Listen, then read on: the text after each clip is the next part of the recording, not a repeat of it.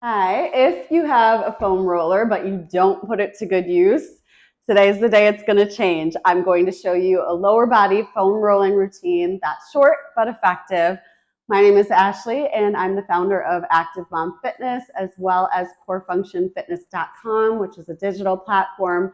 I've worked with hundreds of moms and moms-to-be, keeping them active through pregnancy, returning safely to exercise after having a baby, and meeting all the physical demands of motherhood. So I'm here to help you master mom fitness, and part of that is mobility. So I love strength training, but it's also important if some of your joints are immobile that we keep them moving well so that you don't have those discomforts. So speaking of discomfort, we are going to start with the one that usually causes the most discomfort, which is your IT band. So disclaimer here, to do foam rolling, you do have to have a decent amount of core strength. So if you're further along in your pregnancy and you don't feel like you have that anymore, or if you're really early postpartum and you haven't worked up to it, if anything is feeling like your core is being too activated or you're having to hold your breath, stay away from that particular move.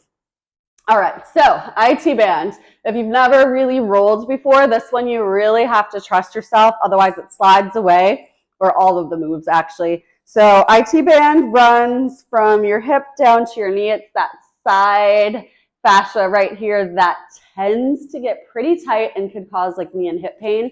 So I'm crossing my leg over because I'm going to use this leg and my arms to take the pressure off my leg so that it's not too much body weight on the roller. Once I'm in that position, that bottom leg is off the ground, and I'm rolling slowly along the length of that band, so hip to knee. But again, I'm putting a decent amount of pressure in my arms and leg to manage the pressure in the roller. Otherwise, it can be pretty painful if you're not able to hold yourself up like that. A lot of runners will end up with tight IT bands, so if you are a mom that runs, this could be good for you. We're going to go just one more. So we're not going to take the full kind of 90 seconds to 2 minutes that's recommended for foam rolling.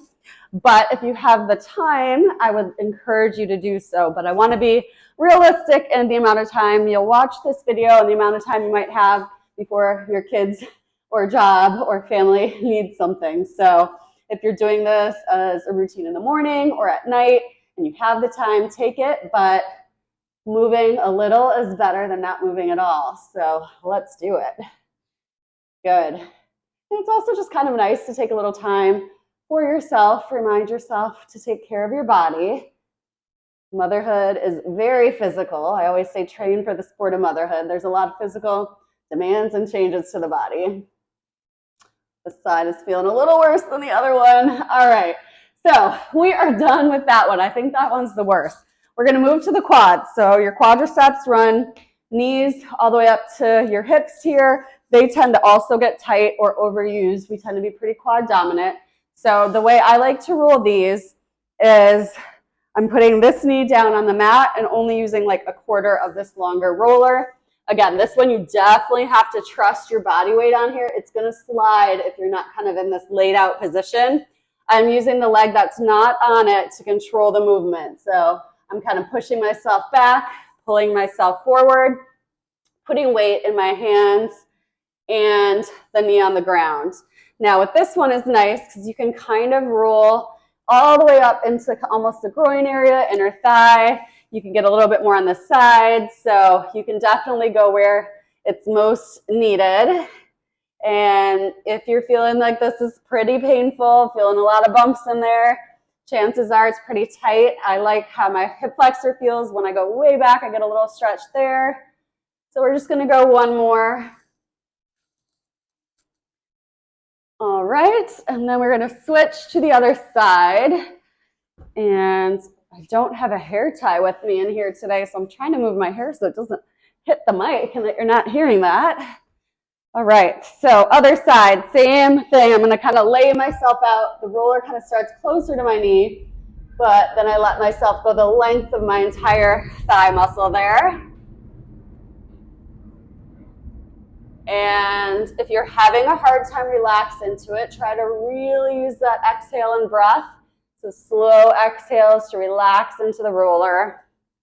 And again, you can kind of try to go a little bit in the inner thigh there, all the way up. If you're feeling more tightness around the knee, you can hang in that area. All right, nice. So let's move to the back of our body. We are going to go into the glutes, which glutes for moms, I'm a little obsessed with in terms of strengthening, but often people tend to complain of glute and hip tightness. So this is a nice one.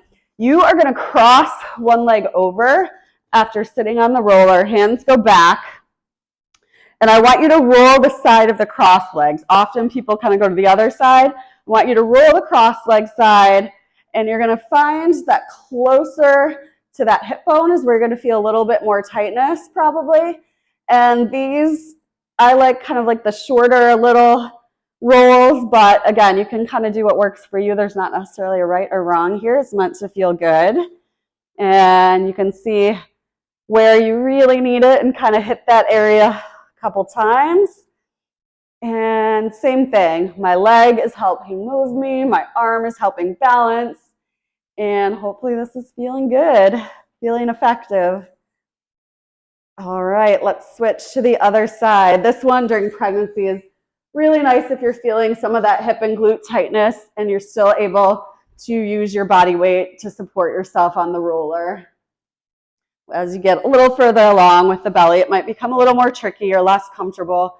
But in those earlier trimesters, this might feel good to you. And it's not uncommon if you're feeling like one side is tighter than the other. We're often off balance and doing things more on one side than the other and compensating. So usually one side needs a little more care than the other. All right, moving on. So we're going to move to the calf now. So with this one, it does take quite a bit of upper body strength to do this. So this might be another one that you're going to skip if your wrists are bothering you. You can also kind of go on your fists if that's the case.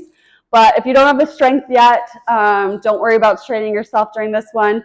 So you have two options. If you don't have a lot of strength to hold yourself up, one leg can be on the ground as you roll kind of from knee to ankle. If you're able to hold yourself up, you can cross one leg over, and it really puts that body weight into the roller and calf muscle there. I like it right around the Achilles. And you can kind of, like you did with the quads, kind of go to the inside of your calf, the outside. If you do a ton of walking, this one's really good. It'll help with some of that ankle mobility there. Even for running, if you have tight calves, you're running the risk of more shin splints. Good. All right. Switching to the other side. Same thing. So remember, it can look like this. We're using a little bit of that leg to help out, a little less intense, but you certainly still feel it. Or you can cross it over. And again, if you're finding a muscle needs more attention, aim for that 2 minutes with that particular muscle. Good. So we'll finish out on this one. All right. And then we're going to go into where your ankles are on the roller. So this one is not mobility, but I wanted to show it to you anyway because it's lower body foam rolling move. This one is great to strengthen your back muscles. So with the roller right under your ankles, arms at your side, you're going to exhale, lift your feet off the ground. Inhale, place them back down gently. Exhale, lift. Inhale, lower. So you want to imagine that you are activating those muscles that run right along your spine in the low back. So helps with back extension, helps getting them strong. I like this one during pregnancy because you are not having to be on your stomach for back extensions. So you still get the back extensors working. And then again, you don't want to be on your back for prolonged periods of time, but they have found it safe to be on your back during pregnancy as long as you're not getting dizzy. We're going to go one more. Good. And then the last thing that we are going to end with is a low back rolling. You want to make sure that you're not on your spine. And this is one that definitely takes a little core activation. So keep in mind what I'd said earlier. You can support your head. And again, I'm leaning a little bit to the side. We're aiming for low back. So bra strap all the way down to the hips. You might feel a spot kind of further away from your spine, maybe closer to your spine, but just make sure you're not rolling on the spine there. Good. And again, trust yourself so you're not slipping down. We're just going to shift to the other side. And we'll get a few more rolls in.